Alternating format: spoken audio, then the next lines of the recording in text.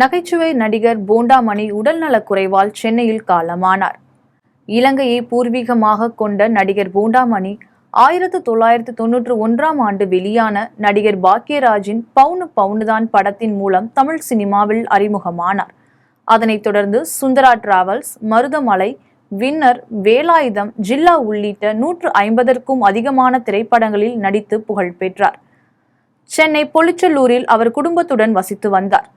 இந்த நிலையில் தான் சமீபத்தில் அவர் உடல்நலக் குறைவால் பாதிக்கப்பட்டார். இதையடுத்து சென்னை ஓமந்தூரார் அரசு மருத்துவமனையில் தீவிர சிகிச்சை பிரிவில் அனுமதிக்கப்பட்டார். இந்த நிலையில் நேற்று இரவு 10 மணிக்கு அவர் தனது வீட்டில் திடீரென மயங்கியுள்ளார். இதையடுத்து அவரை குடும்பத்தினர் மீட்டு குரோம்பேட்டையில் உள்ள மருத்துவமனையில் அனுமதித்துள்ளனர். அங்கு அவரை பரிசோதித்த மருத்துவர் ஏற்கனவே இறந்து விட்டதாக தெரிவித்தனர்.